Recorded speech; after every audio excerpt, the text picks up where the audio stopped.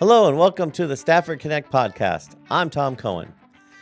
Now that school is back in session, we thought this might be a good time to think about schools and education. But that's a really large topic and hard to get your arms around in a short span of time. So we decided to get a little bit more focused. So our topic for this episode is workforce education. First, a little background. A couple years back, Michael Horn, who teaches at the Harvard School of Education, wrote an article for Forbes magazine where he posed the question, what is the purpose of schooling? In his article, he said that schools do 5 things for the community and the country. First, they provide students with knowledge about a lot of subjects that help them understand their culture and the world. Second, they help students develop skills that allow them to do useful things with their knowledge. Next, they help students build good habits that lead them to success in life. Fourth, they offer students opportunities to apply their knowledge, skills, and habits to real-world experiences. And finally, they help students to stay physically and emotionally healthy so they can learn and grow up to be productive adults. Some may agree with Michael Horn or may not, but it is still a good starting place for this conversation. So, in this episode, we're going to focus on Horn's 4th purpose for education, offering students real-world experiences that help prepare them for the workforce, which is also workforce education. We used to call that vocational education because when it started, it was simply about preparing students for a job as a skilled laborer. But changes in the U.S. economy from an industrial-based to a service-based economy made that approach narrow. Now workers are more likely to need to change jobs several times over the course of their adult life, and those jobs are more likely to require a wider range of academic, social, and problem-solving skills than students needed to enter the workforce 50 years ago. So preparing young adults for a dynamic workforce environment has become an important part of the public school mission. Today's career and technical education programs are a much more complex mix of academics and skills training than the old vocational programs. What does that look like? Well, that's what we're going to talk about today. And to get us started, we've invited 2 guests on this program.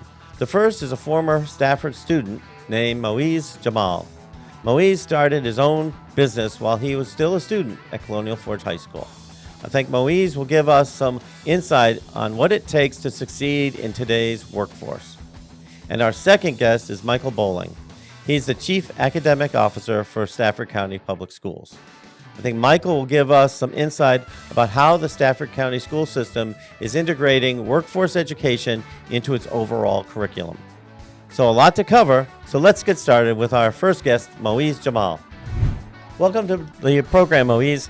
I'm really glad to have you here. As you know, you graduated this year. You were one of my students, and you were very impressive. Thank you. So I just want to get started by just asking what we do this to all the guests. Just ask them if there's anything you want the community to know about you. Well, I just graduated from Colonial Forge High School. I'm about to attend George Mason University for finance, and that's about it. Okay, awesome. So let's focus. The focus of the program today is going to be on preparing students in the education process of getting students to do things in our workforce in the future. And why I was thinking of you is because you sort of on your own created a company and started to do things. And so we have somebody else who's going to be on the show that's with the county. But I thought there's a whole I'll say population of students that are doing things like you did on your own and trying to come up with things and make things happen, which to me is really interesting. And it sort of fits our economy nowadays where people are sort of being entrepreneurs or coming up with stuff. So just at first, let's have you give us an overview about your company, your business, what you're doing. Yeah. So I'll start with the meaning, I guess. So pretty much right here, you can see it's S1181. So pretty much what it represents is everlasting love, with the S meaning sempiternal, which is the everlasting part, and the 1 representing 2 different souls. That forever with the 8, turn it infinity sign, forever 1. Oh, wow. Okay. So yeah, just everlasting love, Neat. How did you sort of come up with that? So it was me and my friend. So he really came up with the design, and then I was really like, we could really do something with this. It's unique, you know. It's like you don't really see this, you know, like this type of clothing out there. So I was like, this could be something. Right. And what type of clothes do you all make? So right now it's hoodies and sweatpants, and we also have crew necks, and we're about to expand to heavy zip ups. Oh, wow. Okay. Oh, that's neat. So what sort of inspired you to go from, basically just talking about it to creating a business with you and your friend? You may want to give a shout out to him. Yeah, Abdurrahman Gori, you know, he's a big reason why this is all so big. But we have this other fashion designer friend, and we kind of see how he blew up, and we're like, I mean, if he can do it, why can't we do it? You know what I'm saying? So we were like, let's just make a clothing company with him, you know? So awesome. So what were your biggest challenges to getting a business started? To get it started, it was honestly the money. You know, it's getting how much the hoodies in bulk we have to get. But that's why we scaled it. You know, started small and become big. So. Oh, neat. So, I guess the question would be: do you reach out to different people that you know to help invest it, or go to banks? it was all us, our money. It was all we worked for a while before we started the company, and then we made enough money to order the hoodies, enough to get them embroidered, enough to ship them out. So. Oh, neat. Yeah. And so that's sort of an interesting thing that you all were working I'll say regular jobs, but teenage jobs. We'll put it that way, or college age jobs, or maybe even postgraduate grades. And then you decided to use the money to do something to make it more your own. And how did you know where to go to? I mean, to find companies to get the material from, and who's going to embroider it and all that. Yeah, that was also it. That was another challenge. The quality of the hoodies is what we thought was the most important thing. So we actually ordered like 10 different company hoodies, and like we asked a bunch of people like, which one do you guys think? And this is what we came up with: the Gildan hoodies. It was a heavy blend hoodie of Gildan, and then.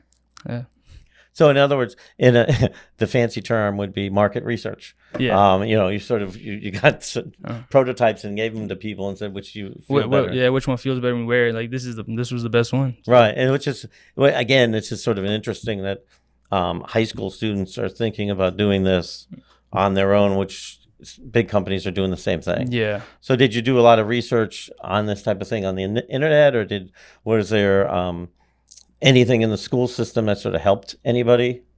Well, just to find the hoodies, it was internet. It was just a bunch of research. What materials were the best? What feels the best? What looks the best? So neat. And then were any classes or whatnot helpful for you or your friend? Oh yeah. So with the biggest class that was helpful was the digital marketing class that's at North Stafford, which he attended. In that class is really where we like digitalized everything. We digitalized the stickers that we have. The first time he really put the brand on like a, not really a hoodie, but just on fabric, so we could just like physically touch it. Like that was cool. That was neat. That really, it's sort of like seeing something born. Yeah, it's not just like online. It's like something you can like touch and like show people like, look at this, you know. Neat. And then again, you did the sort of the marketing aspect of going and asking people, what do you think? So when before we released it, actually, it was my junior year summer. So that's when we first started thinking about it. So that's when football workouts were going on. So I would go around asking the football players, if you saw this on a hoodie, would you wear it? You know, that's how it really started. And they're like, yeah, that looks cool. I was like, okay. Oh, neat. Yeah. And then, you told us how you came up with the logo. Did you, besides sort of once you figured out, we're going with this type of material and this is going to be our logo, I'm assuming he sold some at North Stafford as well. Yeah. So he was selling them at North Stafford. I was selling at Forge, and that's how it blew up. Wow. And then you also have either a web page or we have a website. Yeah, upandstart.com. That's we actually have a lot of sales over that. We sell it all over the country and overseas. Wow. Yeah. Okay.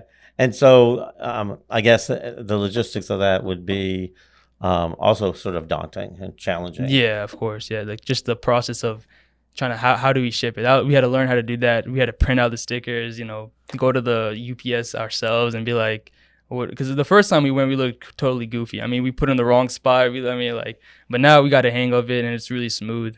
Wow. And I guess one question would be, so how far away has it been that you've sent somebody something that they bought it from you? So overseas, we've sent it to England. Wow. That's and Canada. We've sent a couple to Canada, England. Some of my family back in Pakistan. So that's nice. Neat. Yeah. Yeah. Yeah. Well, and I noticed at Forge, it's very popular. Yeah. I mean, I'm involved in loads of different groups and hang out with different individuals. And so, yeah, I mean, when I was with the choral groups, there were students in the choral groups that had it. When I saw athletes with it, and some students in the band, it was just really interesting how there was a cross section of students that really sort of liked it. Yeah. Yeah. So, I mean, it's just once one person sees it, they're like, yo, where'd you get that from? And then they're like, that guy. And then I was like, yeah, I got you. Like, I'll get you a hoodie. In fact, that's what I was, before we started, I was at either Chick-fil-A, probably that's the only place I eat at, and somebody was wearing one. And it was either in the city or it was in South Stafford or someplace, and I didn't look at all familiar as anybody I had ever seen before. But I was like, oh, I know that sweatshirt, and I made a reference. They're like, yeah, which is pretty cool. So how often do you update your social media and the website and stuff? Do you have to worry about all that? He usually take care of the online stuff. He's really good with that type of stuff. So he keeps it up to date. He keeps the Instagram page that we have. He keeps that up to date. Keeps it good with the pictures and what's new, what's pop, like that stuff. Type of stuff. Wow. Yeah. Okay, that's sort of interesting. Because that's a different area. I mean, remember when I was asking you about it, you said to go to the website. Yeah. And, it was pretty impressive. Yeah. It looks like, if I was going to go to Gymshark or Under Armour website, it's that and that's sophisticated. Yeah, he made it really well. I mean, it's really organized, easy to go through it. I mean, we have right when you open the website, it's right there, like the S1181. It looks real nice. And so when he was gearing towards North Stafford, did he sort of try to make colors that were the North Stafford colors? And then I know you have a dark green one, which is a Forge color. I mean, did you sort of do that, or did it just sort of like these are different colors and that the company makes? And yeah, no, it was just different. It wasn't anything about the schools. It was the first hoodies we made was the purple on black and the red on black. That's what we started with. So the default that we believe is the purple and black. That's what we really feel like the color brand is black and purple. Oh wow, okay. Yeah. So when you were saying that you needed the startup money, and you sort of, I will gather that you all did research about if we were going to do this and do a website and then do taxes and do all that government stuff, and try to have X number and different sizes and all that. You did an estimate of how much that was going to cost, and that's how much you knew you had to work over the summer. Yeah, it didn't. So in the beginning, it was really, we didn't have to do that much because our first job was only 18 hoodies. So once we had the money for that, we just kept reinvesting that money. The profit, we just kept reinvesting. So after that, it wasn't really our money. It was the company's money. Right. Oh wow. Okay. Now we see on TV they have the Shark Tank thing where they have different entrepreneurs come in and do things. So I guess number one, have you all ever thought of trying to go on anything like that? I don't watch the show, so if you say no, I'm not going to be offended, but because I only know it exists, but I still don't know why it's called Sharks. But go ahead. Yeah, no, we haven't thought that far yet. I don't think we had any plans to go on the Shark Tank. Okay, and I mean, and I guess to a certain degree, you've expanded it a certain amount, and if I'm gathering, it's you and your friend and maybe a couple other people. So there's not a large overhead of thousands of workers and stuff like that. No. So there wouldn't be.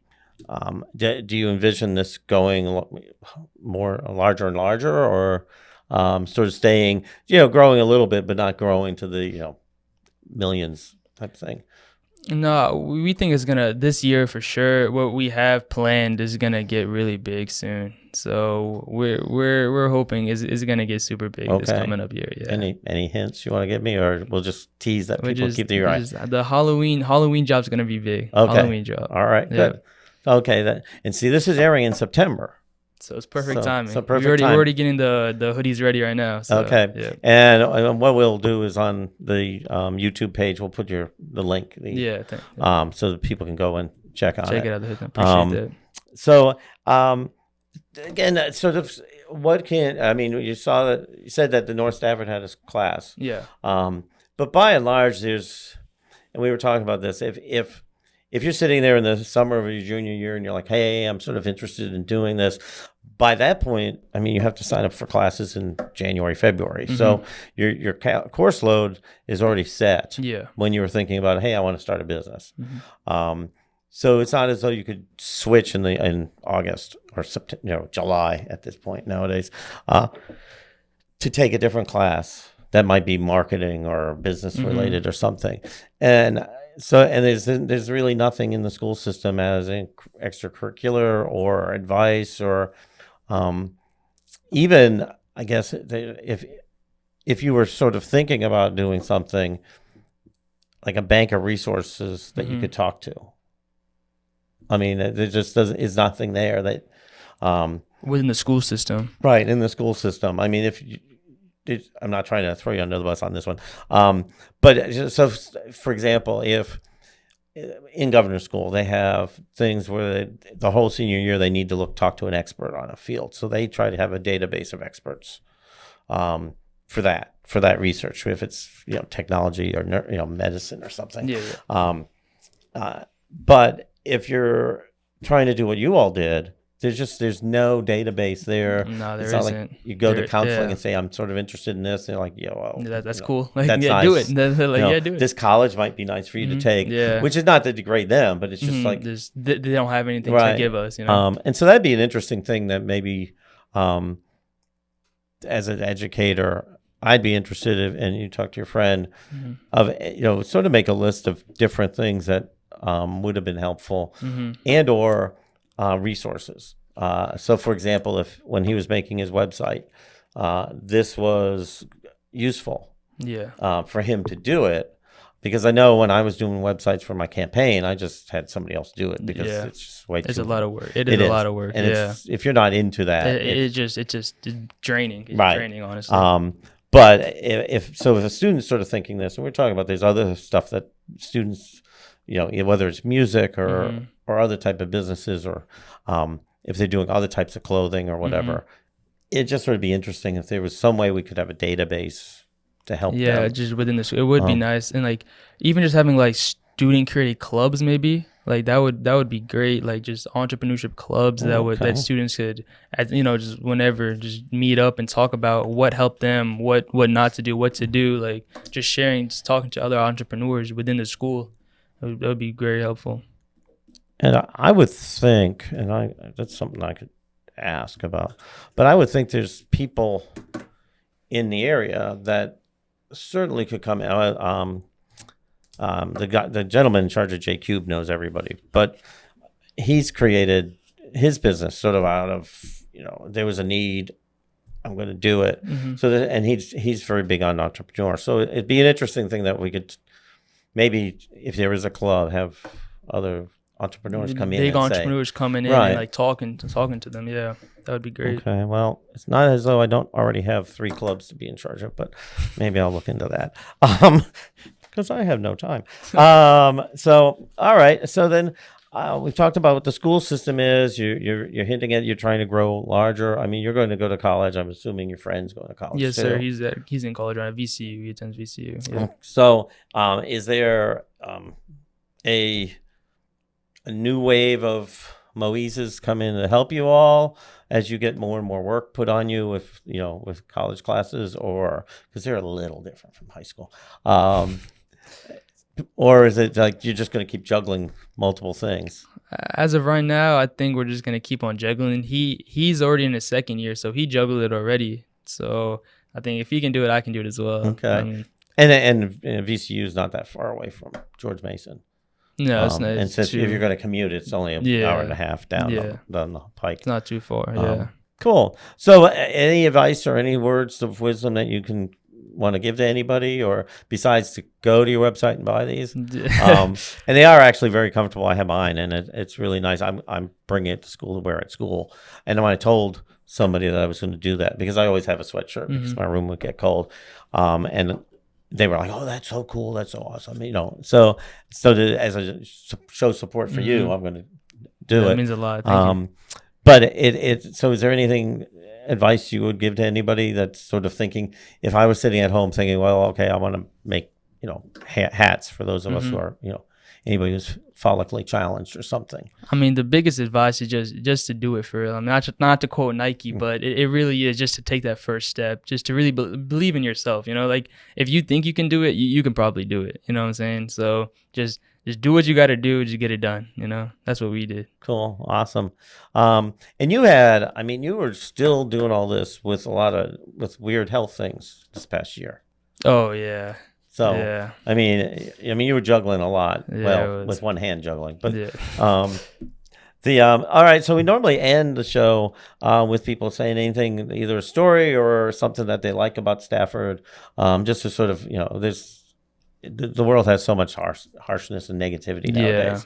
So I just like to end it with something, each interview with something nice and positive. Like, as you said, the world is filled with like the harshness and like just that's why we really did this, just to spread the love and positivity. So the good thing about Stafford that I really like is just how connected it is. Like a lot of people know each other here, and like it's really supportive.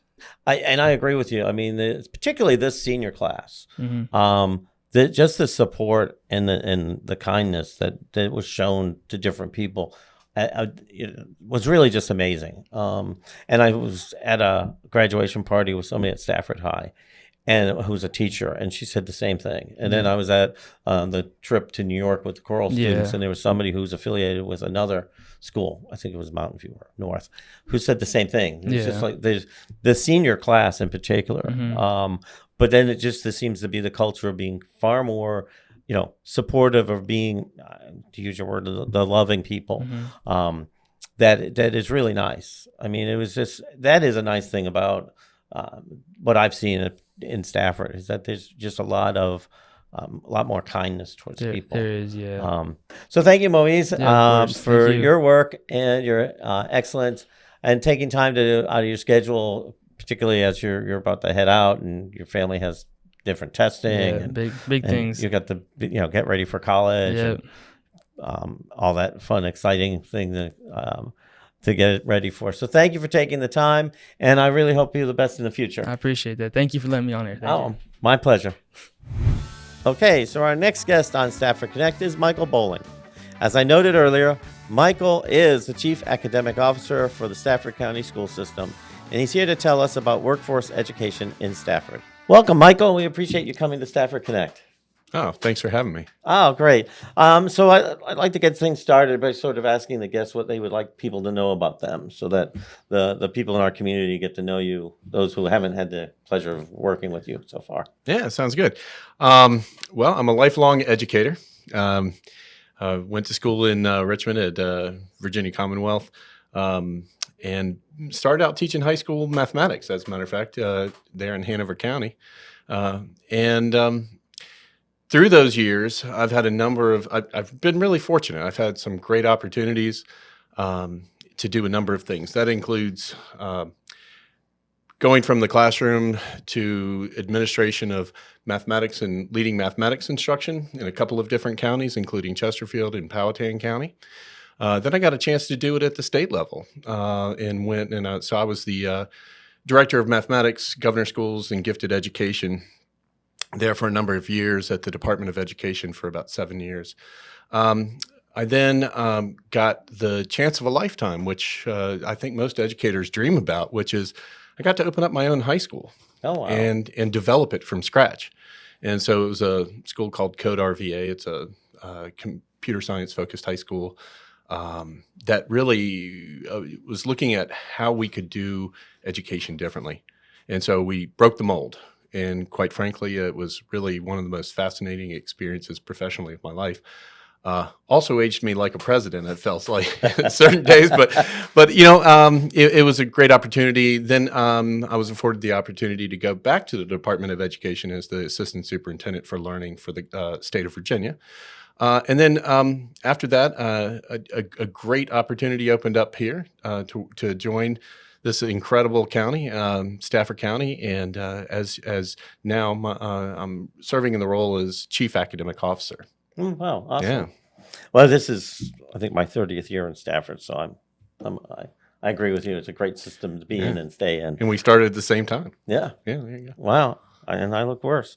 So the focus of today's episode is about workforce education and sort of how it's changed. So let's talk a little bit about that. Can you give an overview about the history of Stafford as far as workforce education? It's sort of been here for 30 years. We have had the battle between having a standalone building versus having programs in schools for different types of courses and such. So, what would you think is sort of our history and sort of where we've been, and then we can get to talk about where we want to go. Yeah. So, based on my knowledge and experience with Stafford County schools is 2 years deep, right? And it goes much deeper than right. I hear the stories about the Forge. I hear all these great stories about the history of the area with Langley, so I'm fascinated by the history here. And part of the history is the offerings that have been built and grown and really facilitated over the years. Those. Without having, one of the things that I noticed when I first came here is that there is no regional career and technical center. And so as a result of not having that building and having so much growth, and I know that that's a struggle it's a blessing and a curse, right, for Stafford County schools and the county as a whole. But not having a center, you end up having to offer programs at different schools, and you have to move kids from one place to another, right? And you build great programs, and I cannot even begin to list the myriad of opportunities. Well, I could begin to list it. It would just take me a while, eat up a lot of time on your show. Incredible programs that have really been reflective of the community's needs, but also really providing some incredible opportunities for kids. And, so I'll start with, you have people like Bobby Jett, working and creating kids that are doing these incredible drafting work and preparing them for the world of work in that area. Then you have things like the Boots program, and then you have automotive programs at multiple schools and carpentry and a number of things. So that history, once those programs start building, you're moving kids, and then your population is growing, and then traffic becomes an issue. And, it just starts getting bigger and bigger. And so I think later on in the show, we're going to probably get in and talk a little bit about pathways and programs and specialty centers. But I see a rich history and have experienced a rich history here of providing programs that kids love, both in the career, technical, and vocational areas. Right. And it's sort of, there's been a change in our country from the vocational type jobs to the career and technology, right, the CTE type jobs, which is sort of interesting. So looking at the vocational coursework and vocational classes that we offer in the schools, so you talked about there's a program, you talked about the Boots program. So anybody who's not familiar with the Boots program, if you could sort of elaborate on that. Sorry, yeah. No, that's okay. I mean, it's just that's why we're here. We all know these lovely anachronisms and short. It's government teacher. And we'll throw out terms but it is sort of an interesting element that there's you have the different like the auto tech programs at different schools that end up growing, and then you end up moving people around, and then the Boots in the engineering program, I think North Stafford still has a really star. Oh yeah, the IT, they're called Stat IT or Stat Engineering, and a couple other programs, right? Right, and it's just sort of interesting, and then it's how do you get from one place to the other? So just give us a brief Boot a description about the boots. Oh, yeah. So the Boots program is a program where it's specifically based at Stafford High School. And Stafford High School has programs in carpentry, electricity, masonry, and I feel like I'm forgetting one, but carpentry, masonry, electricity. And what they do is they have the kids actually build a house. And it's about roughly year to year and a half it takes to build the house. The kids do as much of it as they possibly can, and then they sub out some of the work, including plumbing and HVAC, which we're actually adding soon.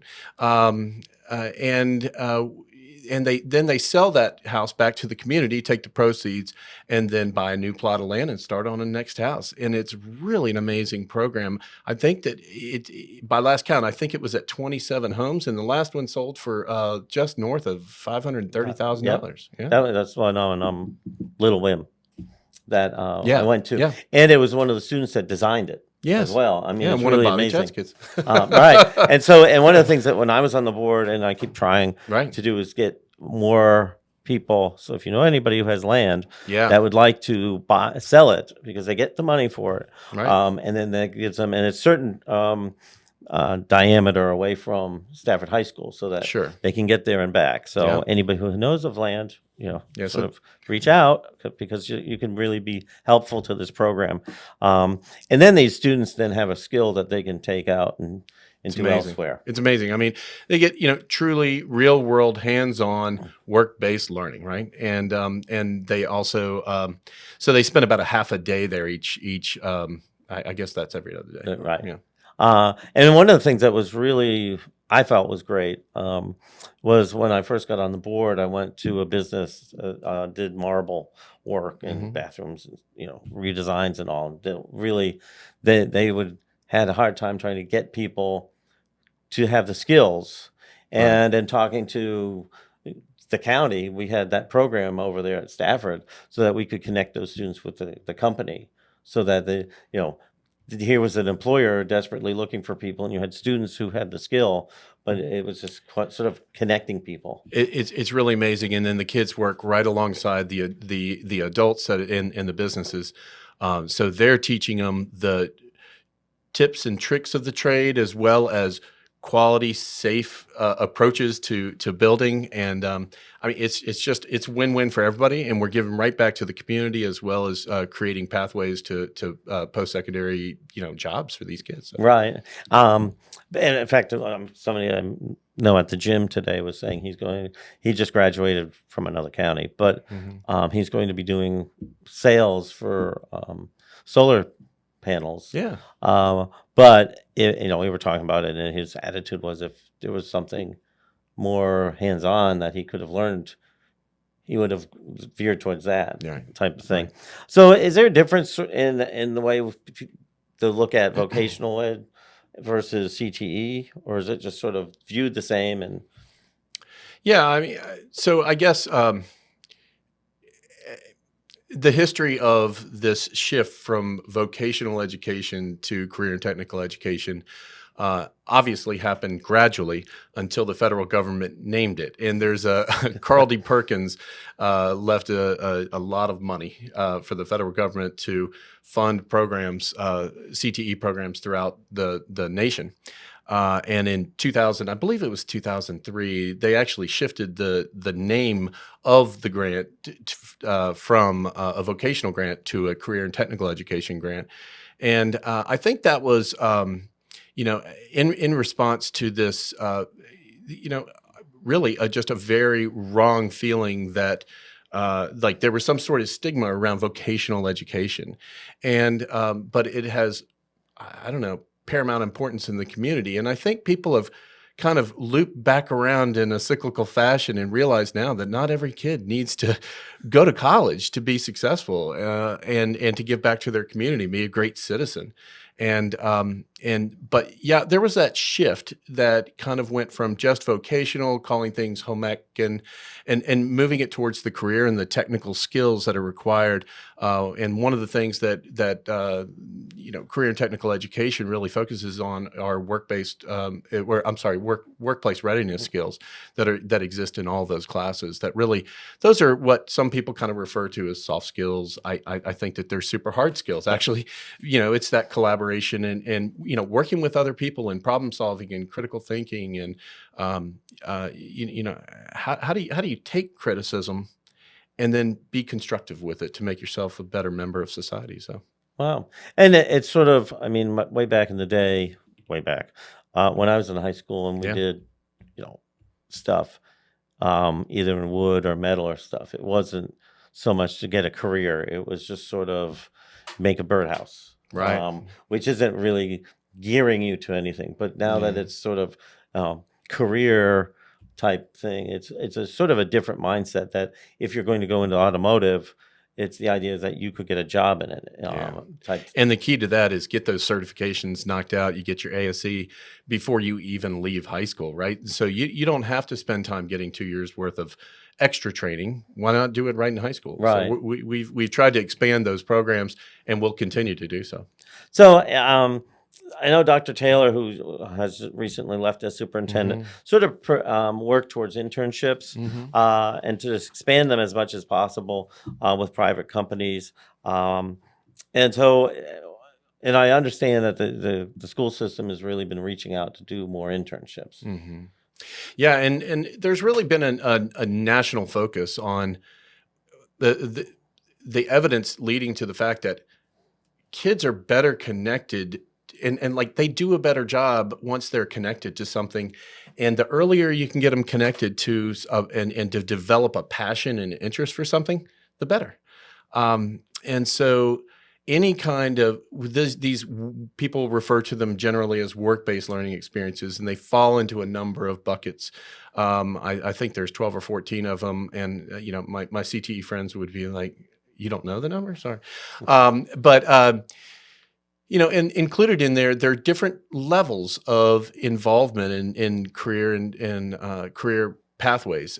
So it could range from a mentorship where you meet with someone and you talk through what you're interested in, and tell me a little bit more about what you do, and these quick interactions that may be sustained over a long time and become a relationship over a long period of time. Then there may be some internships and externships and then things like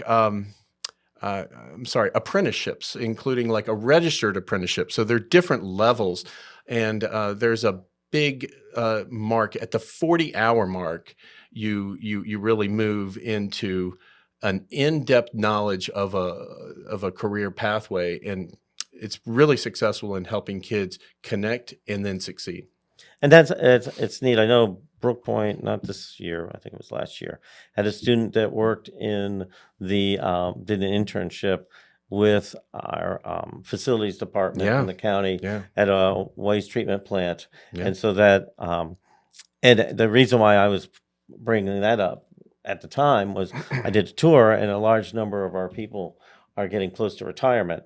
And so the mentality was, well, what are we going to do to replace these people? And so I went back and talked to Tom Nichols and the superintendent, and I said, well, what can we do to sort of do that? And they came up with this internship. And then this young man ended up, after he graduated, got a job in the county, and the county's going to help him get his certification and whatnot on the job. And it sort of helps it because, as you said, not everybody's going to go to college automatically or immediately. And so it's a nice shift to understand the different types of careers that we have out there. Yeah.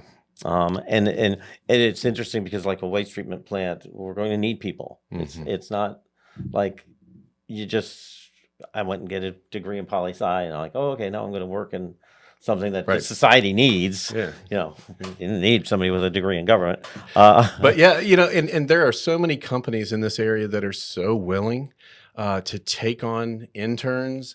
And that's a challenge as well, though, because they only have so many slots, right? And you want to have a meaningful experience, not just a walk around behind me and watch me do something. It's give them a project that they can own and take to the next level or complete so that they have some pride in the work. And that's a real challenge. But we have two incredible work-based learning coordinators, Scott and Farida, Scott Flath and Farida Crawley, that work with companies on how to shape their internships. So if you're a company that's interested in providing those opportunities to kids, and you're looking for developing a pipeline to your company, reach out to us and let us know, and we can work with you to help develop it, as well as innovative ways to make it work best for your company. One of the things we did is we've launched this past year. Well, it's really going to come. We did a soft launch in the spring,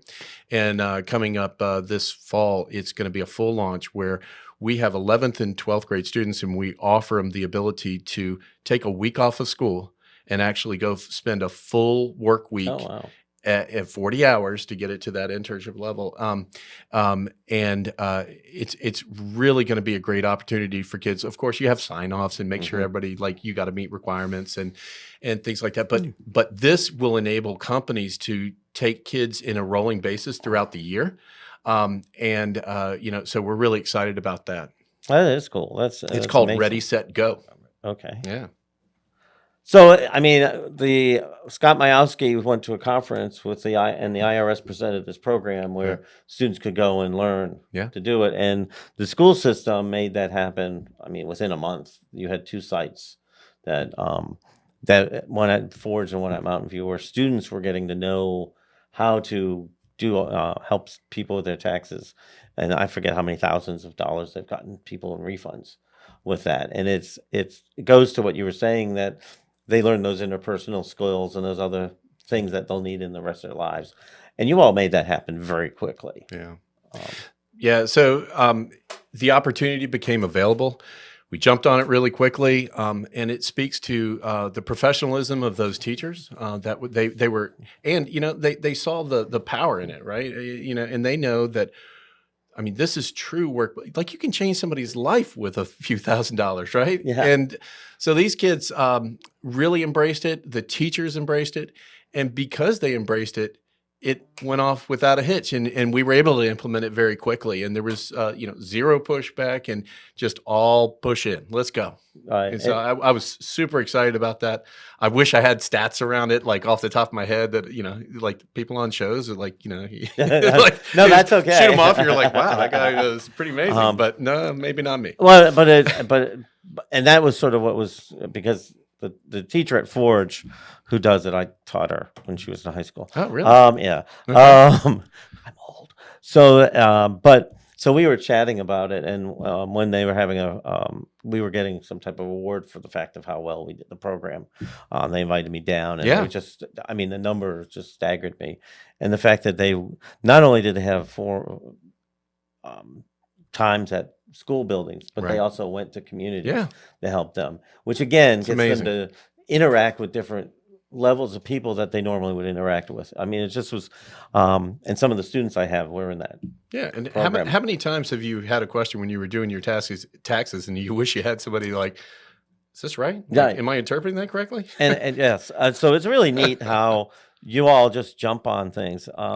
And for example, we have the fire and rescue, the fire training class, which is up and going. It's just phenomenal. We have the EMT classes in several schools. Deep roots. We have so it's and with the fire and rescue, and I only know this because I'm obsessed with it and I hang around with them. But I think there was in the last class that went through it, like half of them have either gone on to be fire and rescue personnel or volunteers. Absolutely. We're talking about 27 kids a year. Yeah. I mean, it's amazing. It is. It's really neat. I mean, I went to one of their burns. And it just was I've been to one as well. Yeah, it was really pretty impressive. It is. It's and a little scary actually. Like when you kind of go, oh, that looks intense. I know, really. Right. It's but it and that's what's really awesome about giving them this opportunity and sort of tying in with different skills that they may want to do. And even if they don't, it gives them a pathway. I mean, some of the ones that didn't go into fire and rescue are going to the military. Well, the skills will translate. So, Absolutely. So it's really great that They put out fires in the military as well. One of the things, and you alluded to this, is that Dr. Taylor has started the pathway towards these specialty centers. Which, and that was way back when this was starting, and we were talking about having this podcast. I wanted to do that, and I touched base with Dr. Taylor back then, because I just thought that this whole concept is something that's really new and innovative. So, so that now we get to the sort of the Nash of the latest version of what we're looking at. So do you want to give us any information about these specialty centers? I have a lot of information on it. It's going to be hard to narrow it down, so I may drone for a little bit, but I think it'll be helpful. Oh, you're doing drones too? Yeah, actually soon, in 26, 27. But I think it all starts back when I first got here. I was charged with, hey, first of all, let's take a look at our existing programs and see how they're doing. And let's look at the data. And that means look at enrollments over time, and then look at the credentials that those kids are taking, and are they making the mark? And then looking at the workforce data and saying, hey, do we actually, are we preparing kids for jobs that don't exist? Because we've always done it, right? And sometimes those reflections are tough because people, they love what they're doing, right? But so I started in there, and we started taking a look, and there are so many successes. And so at the same time we were evaluating that, Dr. Taylor did charge me with, hey, I want to find a way to open up some centers at every high school. And they need to be connected to the community, and they need to be connected to workforce data. And I want them to feel like a community of kids instead of a travel program going here and there all over the place. I want these kids to be together for 4 years. And I fell in love, and part of it is because I'd worked in Chesterfield County at one point, and they had specialty centers, and I saw the power in it, and these kids just becoming this family within a school. And so the model is basically it's a school within a school, and you have different program pathways that students can apply for, and then in general, not every one of them, there is a course that they all share and take in the 9th grade year that explores the opportunities that branch off from that. And so while your first year is very similar, it starts getting more specific as you go on, much like college, right? And so we started looking at the data. We started looking at the existing programs and staffing. So that means, your personnel resources, but also your facility resources. And looked at those enrollments and decided that, okay, so we wanted to open up the door for some HVAC and plumbing, because that's something that's direly needed in not just the community, but the region. And so we looked at what programs might we be able to consolidate or move, and then what facilities could we use in if you're doing something like that. And then how does it complement the existing programs that are in that building? And so, for instance, so that I just talked a little bit about HVAC and plumbing. That's at Stafford High School, because we have our EPIC program as engineering profession and industries of construction. And that looks at bringing them in, exploring all the different types of trades within the construction world, and then the engineering, and then picking a pathway. Over at at Brook Point, we're looking at what's called the CHAMP Center, and that's Community Health and Medical Professions. And that is including, they come in and they take intro to health and medical, and then they move into pathways that prepare them for different things, including CNA, BSN, likely some of them would go into LPN, or as well as there's a program pathway just for biomedical research, and that is the former, it was called Stat Biomedical, and so we moved it over to Brook Point. And then we also are opening up the first pathway in Virginia, and quite frankly, I think it's the second in the nation, of mental health pathway. trying to facilitate the growth of our of mental health professionals, which are direly needed, not just in the nation, but the world, but also right in here in our county.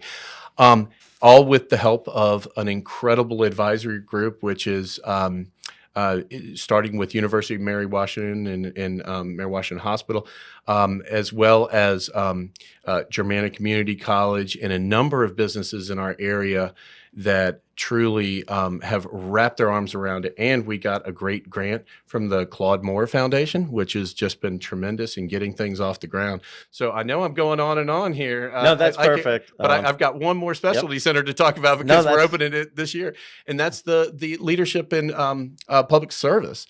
Which is something that we all need more leaders in this world, and we need more teachers. And so part of that program is going to be your Teachers for Tomorrow program, as well as teaching leadership classes that talk about effective communication and policy advocacy. And, if you are passionate about something, how do you go about it in a really thoughtful manner? And then what are the mechanisms and levers in the political world that allow change to happen, and helping kids understand it, as well as we also have a pathway there for criminal justice, which is different than many people think. Criminal justice, they go right to police officers, but that includes law and in all the many aspects of the legal system. Oh, wow. Okay. And where's that one going to be? Oh, sorry, that's at Mountain View High School. Okay. Yeah. And is the mental health one at Brook Point as well? That is at Brook Point in the Champ Center. Okay. And then you also have the one on 17 that's going to be at the old Jameson Row. That's for cybersecurity and. So, actually. Eventually. Yeah. So that's the Academy of Technology and Innovation, and that is a part of the governor's lab school initiative. And so that is actually a regional high school, it's not owned by Stafford County Public Schools. We happen to be we are a partner in that. It's a regional school board consisting of 5 school divisions, and then also we are the fiscal agent for it. And so Mary Washington actually donated this property. They're renting it to us at no cost in order to house this program. And it's really going to be incredible. It opens up its doors on August 12th. Yep. Okay.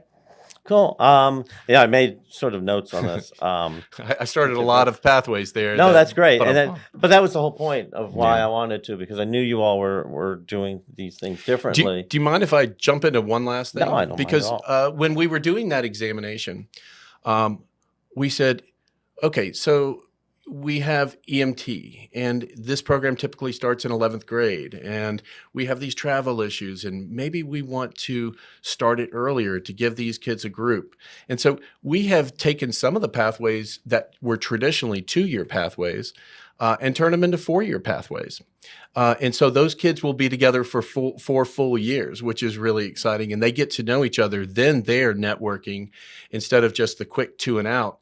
They are developing that. And so we created a number of 4-year pathways, as well as we do have 2-year, and then we actually have some 3-year pathways, and then a 1-year pathway to some medical assistant careers. Cool. And the reason why I was smiling when you were doing the mental health one, we had Tara Durand on. Yeah. And so, and then I went down to the bill signing where the governor had come up with that. So I went to a couple of the meetings where the committee, her roundtable, had been talking about the different things that you were already mentioning, about the grants and the connection between all that for the mental health. So that's why I was smiling. And by the way, all those resources that we're developing through that grant are going to be shared with the entire region in Planning District 16. So, right. Yep. Yeah, it's exciting. It is. It's really, and it's sort of a lot of times we don't hear this enough, but there's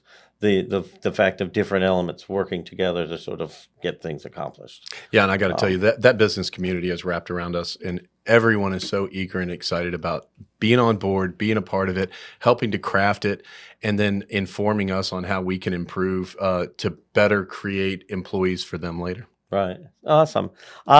So how would you, I guess, one question would be, how would, if parents are watching this, and this will be in September, um, after, if they're rising ninth graders, they'll want to know about it in eighth grade. Mhm. So that, because most of the classes, students will sign up for classes next January, February. Right. So what's the best Yeah. way for people to know between, September and the end of the year, what should they look out for, or and what can the students sort of do to sort of feel out and find out about that? We'll start with that. Yeah, so I'll start with the key to all of kids' success when it comes to not just the quality teachers and incredible professionals that we have teaching our kids, but the school counseling professionals that help kids craft. Hey, are you interested in this? And what pathways are you looking for? And those really help inform and or which programs these kids would maybe apply for. As far as awareness goes, parents will receive communications from the county and from their school. And in the past, what we had done is had a night at one high school, and actually last year, about 5,000 people packed into this high school to find out about all these new programs, right? We said, wow, we're going to have to change that. We can't shut down Courthouse Road again. And so actually this year we are it's like a pre-release, but what I'm thinking is that we're going to end up having a showcase at each, or a discovery night at each of our high schools. And then the centers will also be represented in each of the high schools. So if you aren't available on that night, you can still find out about this one center, even if you go to a different high school. But then the high school itself can showcase all of the different offerings that they have for not only their rising zoned ninth graders, but for anyone that wants to possibly apply for one of their travel or, transfer or travel programs, right? And so, what if, because we have a large military population, Yeah. so we have a lot of people who move in Yeah. midway, and so we always have the fun of whatever school system you're in didn't have this subject at this right year, so you have to take this. So let's assume that either somebody moves into the county and ends up going to school X where it's not located, or they're, we'll assume they're at North Stafford, and their friends tell them, "Oh, wow, my golly, this is a great program. Why don't you want to go over to Brook Point for the medical?" Is it possible, if they're a junior or sophomore, to transfer in at that point to some of these? Sure. So, like as I said, we have 4-year programs that start in ninth grade, and all eighth graders are welcome to apply for any of those. Most of those are a lottery selection system, which is great. We also have some 3-year offerings. We also have some 2-year offerings, and then a single or 1 or 2 1-year offering. What we're focused on doing as we roll out these centers is looking at off-ramps and on-ramps for kids. And so we are looking at having, for instance, we started the EMT program at doing a 4-year pathway, but I think we're also going to keep it open at the 2-year pathway level, so that students that move to us in 10th grade still have access to it going into 11th grade. And I could provide multiple examples of that. But what we're looking for is also opportunities for students that say that they, feel that they want to be a nurse. And so they walk into this program, and then they realize, wait, I could ramp this up. I may be able to go to be a BSN versus an LPN. And so looking at ways that they can accelerate is really exciting. And so we're crafting those pathways now in sub-pathways, right? And our earlier guest on this segment of the show was a student who, in his sophomore going to junior year, he and his friend decided they wanted to start a business. And there really wasn't anything in place to sort of educate them. So they did the I searched the internet. He did have, his friend was at North Stafford, and there was a class that helped him sort of with designing. Right. But it's just something for you to keep in your hat as to, because since he was on, he mentioned other people that are doing different types of businesses. And then when I went saw some of my recent graduates, they were talking, yes, there's all these students that are doing all different types of businesses, but there's really nothing there to sort of support them with the next step. Right. of doing that. I mean, some of them it's as simple as detailing cars. One person that Moiz said was doing curling eyelashes. Don't really understand that, but okay. But apparently that's a job. And that's sort of, so his suggestion was to me as a teacher to see about having an entrepreneur club. And when I mentioned it to these recent graduates, they're like, yeah, there was a bunch of students that want to try to do, whether they're doing music or whether they're doing this, and trying to connect them with the business community to do that. And because it's almost a niche. And, again, if you've signed up for classes in February and then over the summer, you're like, oh, I'm going to start a business. Well, you can't really change classes in August when you're starting school. So, and I don't know if that's something we can all think about as that next step for the people that are doing something completely out of what we've normally look at. And you've looked at what jobs are, as you said very nicely. Are we preparing the people for jobs that are out there that we don't know of yet? And then, so that'd just be something that we can talk about offline at some point. Yeah, no, it's really exciting. I'm really glad you brought up the word entrepreneurship because one of the things that we've prided ourselves in the development of these programs is we're not just preparing kids how to work for someone else. We're also giving them entrepreneurship classes that teach them how to monetize the skill beyond just being somebody's worker, right? And we want to teach them how to run their own businesses. The key to that is finance and understanding how money works, making sure you keep good books, having a solid business plan, and doing your research on your market. And so we are working with our business community on developing actually an entrepreneurship pathway in Colonial Forges. This is kind of a precursor. Okay. It'll come out in the program of studies for 5-6. And it's going to open up a new center at Colonial Forge. The name is still to be 100% decided upon, but basically it's going to focus on business, information technology / cybersecurity, as well as entrepreneurship. And all of these things, like you said, I want to avoid the place where a student gets to their 12th grade year, they want to open up their own business and they hadn't thought about it before. So what we need to do is focus on how we can open up these opportunities for kids earlier. And so, I mean, people have heard me say this, that if a third grade teacher whispers in a child's ear, you're going to be the greatest engineer that ever walked the earth, there's a pretty good likelihood that child, if they have a good relationship with that teacher, I mean, but in order to do that, we need to make sure our elementary teachers are really educated about the offerings in secondary so that they can start planting those seeds early. Middle school as well. So we're also doing some things like we'll be educating the elementary teachers. We're also we're doing some career awareness work in 5th grade now, where we're going to have virtual reality sets of things that kids can experience, some careers that they never even thought about. A lot of kids only think about doing jobs that they've heard people around them in their life that they do, right? And sometimes those are economically based. And so we want them to see that there's other opportunities out there. So we're going to start that there. In 6th grade, we're going to bring all the kids together and have a big expo and let them meet people and companies. 7th grade, they take a course called Pathways to Success, which is a career pathways course, and it teaches them all about the different 17 career clusters.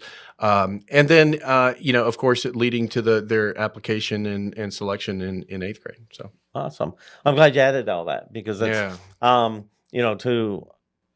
and that's sort of why I was interested in this topic, is because everything has sort of changed. Yeah. And getting people early is really important, rather than just waiting to the end. Yeah, it's too late, and so one of my promises to Stafford County is that we're going to be pushing in and getting that in as early as possible and getting that career exploration. Cool. Well, and thank you for helping us explore this topic. Yeah, it's been fun. I've been really good at segues. Yeah. Not writing them though. So any thoughts that you have about where we're going forward with this, as far as things we haven't thought of in the future? I mean, we saw the Great Expo. I know this is a pseudo weird question, but I mean, we saw the during COVID the things that could work and couldn't work when you do remote learning. and digital learning. But as the population and as our country is shifting and workforce is shifting and things, I don't know. Is there anything that sort of you're thinking about out there that we're sort of getting prepared for? Or we're like, oh wow, that we need to think about that in the future. And that, again, I'm not trying to throw you under the bus, but well, there's no, I don't see a bus. We're good. It was weird. I mean, I was at something and I asked the question of that to the planning director, and he was like, well, they are talking about drones going around and delivering food and people riding drones to go places. Yeah. So and so you'd have to like worry about passenger drones going back and forth. So you worry about traffic here. Yeah. But you're also, so he's like, yeah, that is something being discussed. So that's why it's like, yeah. So a couple different thoughts on that.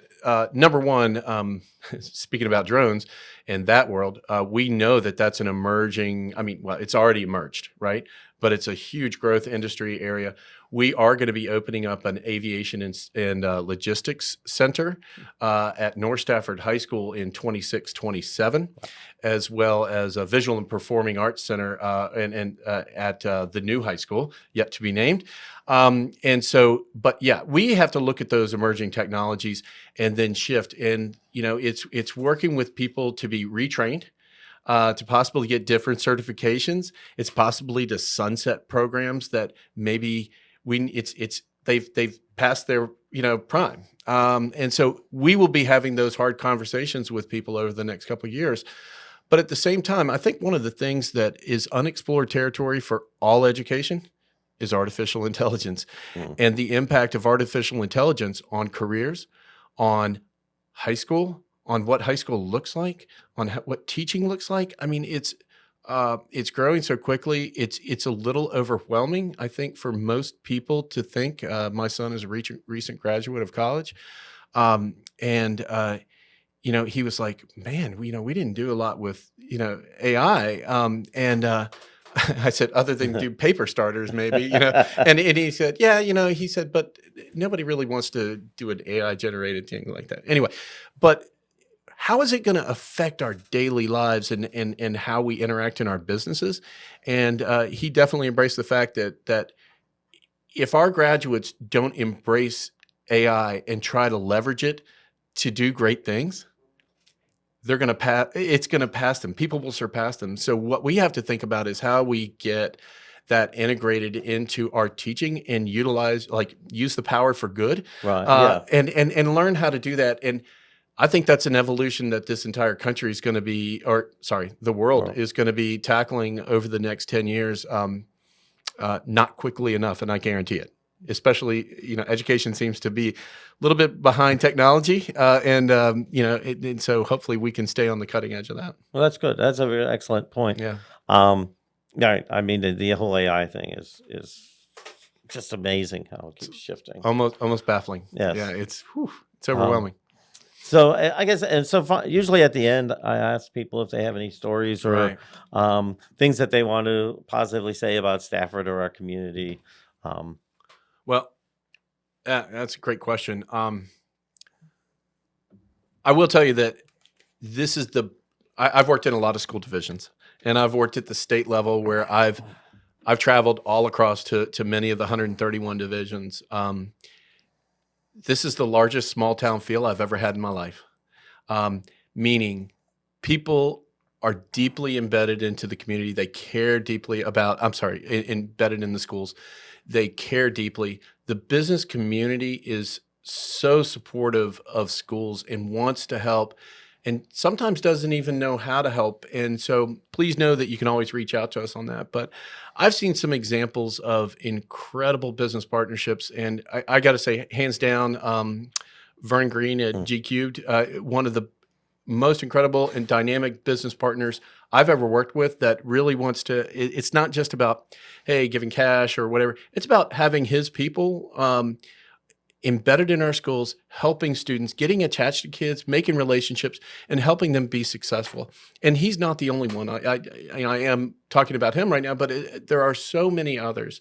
And I know that there's many others coming on the scene right now.